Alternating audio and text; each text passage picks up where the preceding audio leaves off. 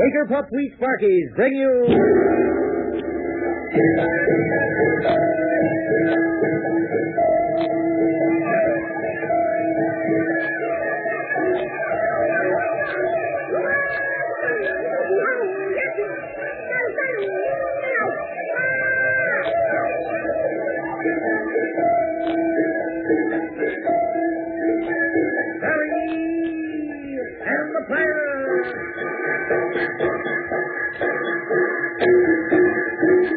Quaker Pup Wheat Sparkies bring you Terry and the Pirates.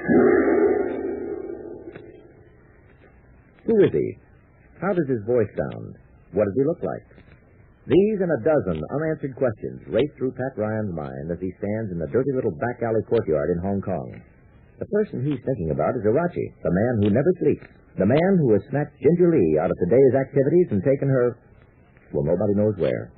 But even Irachi, clever as he is, cannot help but make mistakes. You'll see what we mean in just a moment, so stand by. Here comes Quaker with the bang-bang. Bang-bang. Quaker Pup Wheat Sparkies, the wheat that's shot from guns. The family's favorite breakfast, the wheat that's shot from guns. Quaker Pup Wheat Sparkies have vitamins to tell. The easy step to extra pep, and boy, the taste is swell. Here comes Quaker with the bang-bang. Hello, gang. You ready for a riddle? Then tell me, what does it take to make a pair of shoes? Why, 2 shoes, of course. Bless my souls. Both of them. Oh, and say, what makes a pair of the keenest ready-to-eat cereals you ever tasted? You all know the answer, gang. It's a double-header breakfast grain shot from guns. Quaker Pup Wheat and Pup Rice Sparkies. Now, here's a tip. For something different for a change, try this. Fill a bowl not with just one, but both kinds of these delicious grains of sun-ripened wheat and rice. You talk about a combination. Just you try it. Add milk and sugar, and for a super special treat, try with some fruit. Fresh, canned, or stewed. Man, no man, there's no beating this eating. Both Quaker Pup Wheat and Pup Rice Sparkies are shot from guns. Exploded 8 times larger. Both have a flavor and a crispness that's delicious, and both are good for you. Furnish restored natural great amounts of vitamin B1, niacin, and iron. Sure as shooting, gang, you'll want to buy both kinds. Look for the famous Quaker man on each big red and blue package. That means it's the original, the one and only Quaker Pup Wheat and Pup Rice Sparkies. I stood in the small square of the dirty backyard. The yard filled with rubbish and the odor of stale food. In my hand was a sheet of notepaper. I found it pinned to a door, one of the doors that opened onto this dingy little yard. Will exchange GL for JQ. The note is signed by the letter I. Well, that must be Irachi. There was no doubt about it. In some way, Irachi had abducted Ginger Lee. She walked into the food shop, and I waited for her in the cab. If she had come out to the street, I'm sure I would have seen her. He later kept talking, and I kept wondering what to do next. People just don't rub vanishing cream on themselves and disappear. They've got to go somewhere. I was sure that even if Irachi did have Ginger Lee, he must have taken her someplace. What a fool I was. Possibly out of this yard and then into one of the other houses. Now she's gone, and all we have to show for is a slip. Yes, I know, Elita, I know. What do you suppose is done with her? I don't know. And how did he manage to take her out of that lunchroom and away? She wouldn't go of her own free will. No, I don't think she would. I know it's silly just to stand here, but let's think a moment. Let's try and be sensible. Yes, but I feel so helpless, Mr. Ryan. She's gone, and aside from this note, I don't know which way to turn. Okay, now, let's go back a bit. She telephones me at the Hong Kong Hotel asking me to come to 141 Tingling Road. That's the food shop, right? Yes. So I come here, or rather to the front door. You're out there in a cab waiting. We come into the shop, but it's deserted. Ginger is gone, no trace. We come out through the back door, we find this penciled note, and now we know that Irachi has taken Ginger away. Which brings us up to date, and here we are. Right. Now, where did Ginger telephone from? There's no phone in that wrecked food shop. Maybe in one of these other buildings. Right. But we can look. I don't suppose anyone will stop us. We better not try. Come along. We'll try this back door first. Right, I'll bet we're looking for a needle in a haystack. Irachi is playing his own game and doing much too good at it to suit me.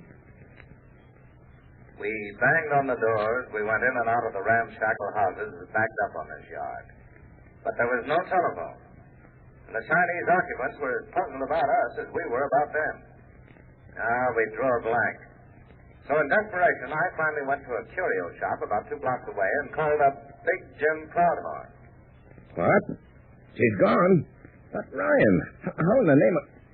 yes, I know you don't know, but yes. Yes, you'd better come back here. Bring her later with you. And bring that note. This whole thing's fantastic.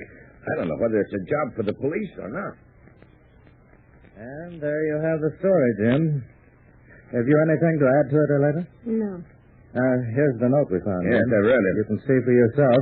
Irachi is back of everything. Forced Ginger to phone you, asked you to come to 141 Tingling Road, and left this note for you to find. Wants to exchange Ginger Lee for John Quill. And look here, Ryan. I'm going to call Doc Quill in here. We'll tell him the story. Why bother He may as well Dr. know what Quill? the mess were in, perhaps. Huh? Why bother him? Because I think he ought to know, that's why. You and Mr. Later wait here. Say, Doc, can you come in a minute? I'd like to talk to you. Dr. John Quill listened quietly to the entire story. He read the one-line note which Irachi had left behind for me to find. And then Quill sat for many minutes before he spoke. No, I don't claim to be a detective or a tracer of missing persons. But from what you've told me and from this note, well, several things are suggested. That's what we need, Doc. Suggestions and lots of them. As you all know, I've been under a spell, shall we say. A long-range control which Irachi has been able to exert over me from time to time. Yes, we know. Now then, since being here in Hong Kong, in this hotel, I've seen no visitors, had no personal phone calls. I've been completely cut off from all contact. That's right. The idea was, and still is, I believe, to try and lure Irachi out of hiding, trick him into trying to reach me, and then catch him. That's right. Yes, but it appears that Irachi suspected the plan, and so he approached the problem from another angle. He took over Ginger Lee. Now he has, as he says in that note, Mr. Ryan, a proposition. The girl in exchange for me. But we know... Just a moment, gentlemen, please. Now, suppose I agreed. Suppose we agreed to the exchange. How would we get in touch with the sleepless one? I see what you mean. Well, I don't. I mean this, Mr. Proudhorn. We'll hear again from Irachi. We don't know where to find him, but he knows where we are. Then you don't think any harm will come to Ginger? Oh, no, Mr. Later. I think wherever she is, she's unharmed. She's simply Irachi's, his item for bargaining. You see, he's lost his hold on my mind. He knows that, and he wants to regain it. He thinks we'll make a deal with him. I'm quite willing to do so, because I don't want anything to happen to Miss Lee. I don't want her to be an innocent victim of something that doesn't concern her. Irachi hates me. I can't change that. Yes. We know how you feel, Dr. Quill, but as you say, and I think you're right, we will hear from Irachi again. Yes, maybe a letter, phone call, something like that. So, there's no use going to the police. Hey, that reminds me, in all this new trouble, we completely forgotten about Terry and Carpenter. No, we haven't. Still locked up at the police station. How's that, Jim? I say they haven't been forgotten. I've done some telephoning, pulled a few wires. What time is it now? A little after 5. They should be back here any minute. All this Ginger business will be quite a shock to Terry. Somebody I hate to go to the authorities about this, but we may have to. See who it is, Aletta. Ginger. Ginger, is she all right? Well, tell her to stand out loud. What on earth? Are you all right? Oh, I've been shopping. I think Hong Kong is so exciting. You should have been with me later. But I was with you, Ginger. What in the world happened to you? Yes. After you telephoned to me, I hurried over to the lunchroom. You said... What? You do remember calling me up, don't you? Calling you up? Oh, you sure you mean me? Yes. Are you all playing some kind of a game? But no, I can see from your faces that you're serious. Why do you look at me like that? Have I changed so much? I don't think so. I'm really quite well. Sit down, Ginger. We're just glad to see you. You've been, just where have you been all this past few hours? Well, just in some shops. Alone? Yes. Later, I wished you were along, or Terry, or somebody. I wanted to buy all sorts of things. Ginger. Yes, Mr. Wright? Don't you recall telephoning to me? You must have remembered doing that. Perhaps somebody told you to say something. Just a moment, please, Dr. Quill. Well, Ginger? No, I don't remember anything. What did you... No. Wait just a second, all of you. Ginger, let me have your purse, will you? What? I want to look through it. I know it isn't the gentlemanly thing to do, It's all right, Mr. Ryan. But I don't see No, neither do I. Of course, I may be wrong, but... What are you looking for? For this. Yep. We've already heard from Irachi once today. Now, look here, Jim. A second note, and it's from Irachi, too. But the first note said he wanted to exchange Ginger Lee for Dr. Quill, and here she is. She's here, Ryan. What in the name of... What does it all mean? It means that Ginger is doing exactly what Irachi tells her to do. What? Yes. She doesn't remember, does she? Because Irachi is doing the same thing to her he did to Dr. Quill. I tell you, we're dealing with a devil. We're dealing with a... Oh, I can't find words to explain. But, Jim, unless we start fighting the man who never sleeps, we'll all come under his fantastic control. There's more to this strange event, much more. And poor Ginger doesn't know or understand that she is under the Irachi spell. But it can be broken. It must be. So stand by for a look ahead. Wake up, up, wheat Marquis, the wheat that shot from guns. Here comes Slater with a bang-bang. Bang-bang. All right, gang, you ready? Here's a list of winners of Bruin watches in the big ABC contest. Here we go. George L. Bankston, Berkeley, California. Christine Tucker, LaGrange, Georgia. Fred Egloff, Chicago, Illinois. Martha Lee Chaston, Decatur, Illinois. Peter Tiffany, Geneseo, Illinois. Joan Corman, Fort Wayne, Indiana. Edward Fellinger, Baltimore, Maryland. Faith Carberg, Medway, Massachusetts. Dick Watcherock, Bay City, Michigan. Bobby Haig, Alexandria, Minnesota. Joe Shelton Jr., Lee's Summit, Missouri. James Kobilart, Clifton, New Jersey. Lawrence Oliver, Irvington, New Jersey. Thomas Wolfe, Bronx, New York. William J. Streeter, Buffalo, New York.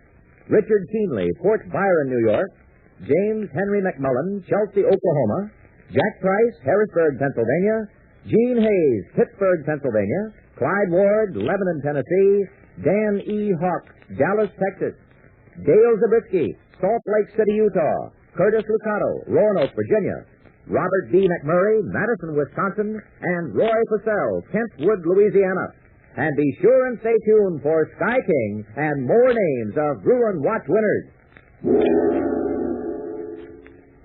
Terry and the Pirates is dramatized for radio by Albert Barker, who says it isn't hypnotism, nothing like that, but perhaps a strange, unusual method of taking control of somebody's mind for a few moments at a time. Yes, our friends are mixed up in a dangerous business, as they'll find out with a bang tomorrow. Same time, same station.